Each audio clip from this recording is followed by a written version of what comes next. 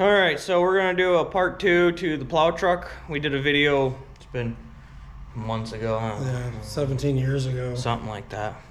And where we left off was we got it running, the front end was messed up, and the plow pump and stuff wasn't wired in. The other day, we forgot to record all this, of course. We wired in the plow pump. I'll go over that with you guys, kind of how to do that. And I tore the front diff cover off, and I couldn't see anything wrong. The cover's got a big dent in it where like the ring gear went into it, but I couldn't see anything wrong with spider gears, with the carrier, with the ring and pinion, nothing like that. So we got it warming up outside. We're gonna go lock in the hubs and try and back it in or bring it in the shop here where we got light because it's dark out. And that's another thing you guys may have noticed is our videos are getting fewer and further between, and that's because it's the middle of November. It's been hunting season, so we've been doing lots of that,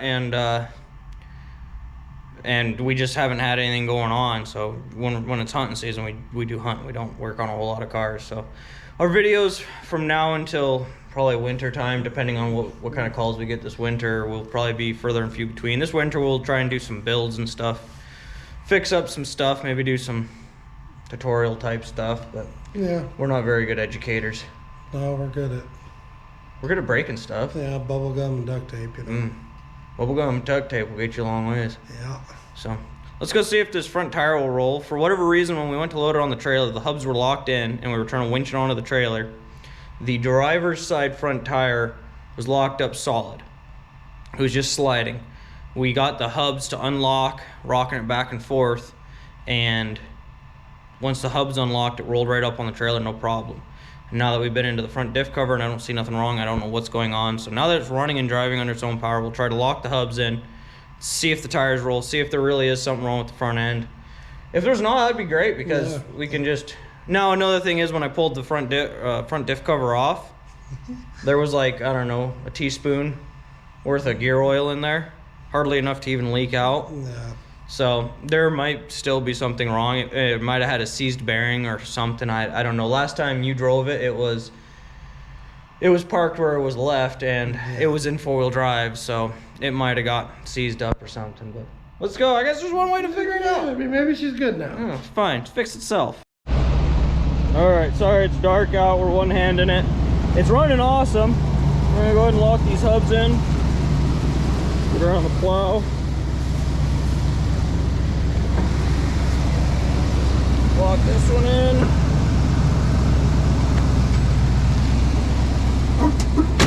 Oh, I think the tranny might still be low, but she might take a second to engage in gear. See if this tire turns. And she turns now. So maybe that front end's fixed. And here she comes. She's got a bit of an exhaust leak. This plow barely fits through my door.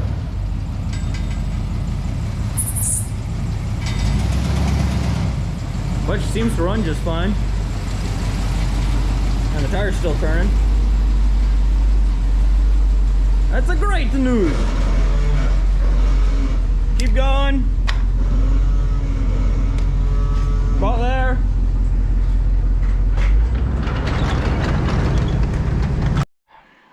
So just a little recap on this truck. It's a, I don't remember, what year is this thing? 74-ish? 74-ish Chevy 3/4 ton. This is where the, I mean, the rest of it's like not bad. It's not great, but it's got some real good parts. It's got the whole top end of this motor's been redone. It's got headers, all the chrome, Edelbrock intake and carb. It's got the full serpentine belt kit. I mean, it leaks oil like crazy. It's got some missing header bolts, but that's fine. Don't worry about it. That's where the exhaust leak's coming from. And then it's got this sweet bumper plow mount deal that doesn't work yet. It's chained up currently because all the hoses, we don't have the quick connects yet. It's got some 33-inch 16.5s, old school, but they're like brand new. It's got the dents. We got rid of the last time. It was whole side was covered in cow poop. Yeah. Got a pretty nice flatbed on it. wood bed. Came with chains for all 4 corners. Got a gooseneck in it. The tranny is still leaking. I think Sterling said you serviced it, didn't you? Yeah. And it's still leaking, so we'll have to look into that. This side's a little on the rougher side. This side got Tommy Boy'd. The door got folded all the way open. So last guy replaced the door, but it doesn't sit quite right. But by George, I mean mostly. And it's got the inside, you know, nothing real fancy. Got some gauges on the dash. Got a pen. It's pretty cool. But yeah, I'll kind of go through how because whenever we got this thing was just sitting in it. It wasn't wired up or hooked up or nothing. So I'll kind of go through how this works and how we wired it without a diagram or anything. It's pretty straightforward. So most of these, I don't know anything about the Boss plow setups. They've got everything on the plow itself. The basically all that you run from the truck is wires to the plow, and the pump and everything's mounted on the plow. These older ones, my old Myers plow, and this style, this is a Dalton bearing and hydraulic something. Northman is the plow. And it's a Northman plow on there. I don't know if they're matching or not, but this is a pretty straightforward setup. It's got this solenoid here. Let's see if I can get you in there. Got just your average starting solenoid, and you feed power to it, and basically all that solenoid does is when you feed power through it, it turns the pump on. And so one of the switches in there controls the signal and tells the pump to kick on. And basically when you feed the pump straight power, it comes out of what would be this hose on this one, which is going to be your up. So it just feeds straight power and your plow will go up. These two solenoids switch your left and right. So I'm not sure which one's left and right. We haven't hooked up the hoses or anything yet. Now, when this solenoid kicks the pump on, when you hit one of your switches to go left or right, it'll kick on one of these solenoids. It'll switch valving. So rather than your pump going up, it'll switch fluid over to one of these two hoses, which will send fluid down one and return in the other. And it will do left or right. And that's what these two are. As far as down goes, when you put it in down or float mode, the pump doesn't actually kick on. When you flip that switch, the pump doesn't kick on. You end up setting this solenoid here. And all that solenoid does is relieves the pressure and lets everything return here. So when you're wiring it, you just got to find your powers and then your wires that go to each solenoid. You know, this one's got a green. What's it got? It's got a green for this solenoid, a red for this solenoid, and I think this one was a yellow. Let me get inside the cab and kind of show you all that. So down here on the switches, this is our left and right, and this is our up and down. This is a one for the lights. We just ignore that one for now. And so basically what you do is, these are 3 position switches. Center's off on both of them. This one's a rocker. This one's a rocker, and then when you put it in float, it just stays down. That'll put your pump in float. So what you do is you feed that signal power to turn the pump on to the center of each one of these. So this is a power, this is a power, and you'll notice they got two sides. You hook both powers up to both sides, and then you also hook power into, hold on here. And so this is one solenoid, this is one solenoid, this is your up, so it's straight through, and this yellow is your down. So basically wherever you flip it, so let's see, all the black wires are straight powers. So yeah, that's right. So you feed power and the signal to the solenoid. So you got your power coming in for your pump, and then you got your power for your solenoid as well. And you just got to kind of look at it and trace it all out and play with it, and you'll figure it out pretty quick. It's pretty straightforward. Something to keep in mind, so these switches are backwards to how I would think, but they're right. When you turn the switch down, it lightens up, it powers up the opposite side. So when you go push the switch up, it gives power to this side. Same with this. When you turn it to the left, it powers up the right side. When you turn it to the right, it lightens up the left side. But something to keep in mind with these old plows, if you put it down in float mode like this, it has now got the float solenoid on. If you leave it there, it will run your battery dead in a day or two. So you always want to, after you park, you can drop your plow and then put it back up in center where it's off. Because otherwise you'll be really mad. I've learned that the hard way. And like I said, this is almost exactly the same as my old Myers plow. And the Western plows are almost exactly the same as this, except for instead of all electronic solenoids, they've got cable-driven solenoids. So you'll have a box with a T-handle on it that drives 4 cables, I believe it is, and those cables manually actuate those actuators. And so it's pretty straightforward to figure out too. So now we've just got to get the proper, we got to find one line and two quick connects for these 2 hoses here. We've just got them jamming the bumper for now. So we can hook up those 2 and then run one into this main ram. And we should have a working plow again, working power angle plow. We've also got to do a little bit of work on the motor. It needs an air filter, fuel filter, probably an oil change. Tranny needs fixed. Hopefully that's not a big deal. Some exhaust gaskets. Yeah, some exhaust gaskets, things of that nature. But welcome to today's workshop. Tonight we did stuff. And I forgot to record. Well, I guess I didn't forget. I'm half crippled, so it's hard for me to do things. So anyway, Sterling, this is the next day. Sterling's been working on this truck all day. As you can see, he's got new coupler here, new hose. So we can quick connect it here and pull this hose totally out. We got new couplers to fit these. New line, that's the other end of that new line going to the main ram. So, you want to go in there and see if it'll go up? I'll yell at you. If it starts moving up, we'll stop there because we don't want to raise this plow too high.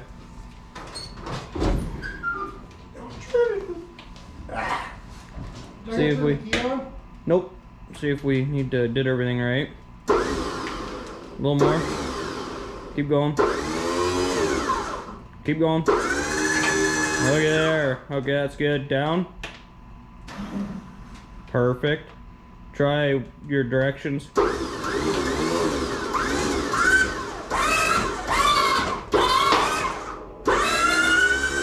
Okay, other way. Hold on. Oh, there it goes.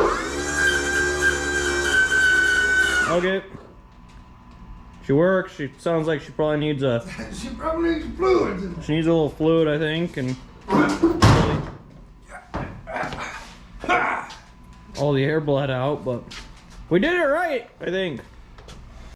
Alright, we filled the reservoir up. Took the chain loose, so...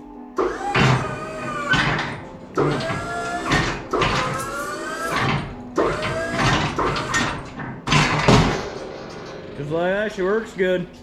So now he's got some holes he marked up. We're gonna...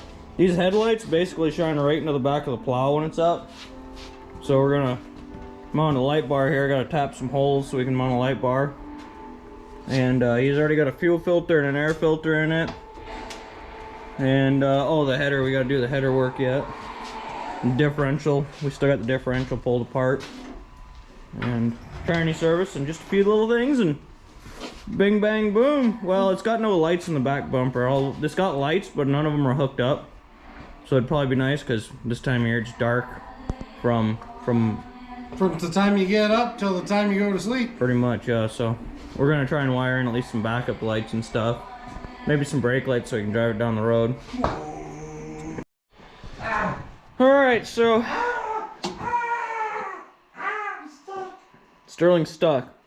It's like, you ever seen that one movie with a wizard and his name's like Tim? Yeah, Monty Python and the Holy Grail? Yeah. Oh no, I'm thinking the other one with the red slippers, like Cinderella. Some Cinderella? Okay. I got stuck, I got hit by double wide. So anyways, we got Sterling got the light bar mounted up, working, angled. We got a new header gasket and bolts all on. He redid the tranny service, so hopefully it's not leaking. We just got it filled up. Got the front diff cover back on, filled it up, and the pinion seal is leaking, so it's got a new pinion seal in it. It's getting pretty close, I think. Mechanical wise, this thing's all set. Sterling, he's apparently unstuck now. It look like when my mom gave birth. He's working on the lights and stuff. We might take and turn this thing around since it's all the way up against the garage door. Alright. Got some nice tail lights in there. There's some more over there. Sterling's blocking them. Yeah, see? Cha-cha-cha! They work. All the lights work. These lights fit kind of loosely in the bumper here. And we were worried about them falling out. So, we went ahead and just welded some expanded metal over them. You know, when the time comes and they burn out again, we'll just go ahead and grind a couple welds off here and there. Got the backup lights working, and then also mounted a light bar underneath the flatbed that Sterling is currently wiring in, so he'll have a nice bright light going backwards. It's in a pretty safe spot between the bed and the flatbed until he kicks it anyways. So anyways, I think we're gonna call that good. Yeah, we'll call it good. You know, see what happens. I'm sure you'll get to see a video of it broke down in a snowbank somewhere. Probably. Hopefully I'm in there just like, why? Why do you hate me? But, nope. Plow truck. Hopefully it'll be going. Plow truck ready. The next step we need is, the next thing we need for it is, snow. Which we don't have. It's like November 17th today, and we have no snow, which is... It's in the mountains. I mean, if that's consolation. That's true. There's some snow in the mountains, so... Everybody do the snow dance! People are like, no. And, thanks for watching. Hopefully we'll have some cool videos coming out in the future. Say bye, Sterling. Goodbye!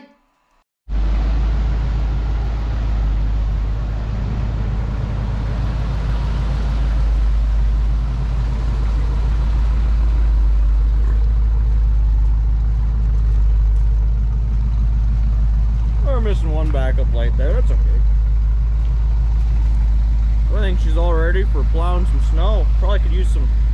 It's not oil smoke. It's just got some antique gas in it, so that's fine. Vanderbilt certainly steps up and provides for this community in so many ways. I feel like they share the mission of the school and the mission of the town, that we care for people, we love people, and we'll make sure you're taken care of. We are a larger business in a small community. We have an obligation to serve in a greater capacity than just to provide a service.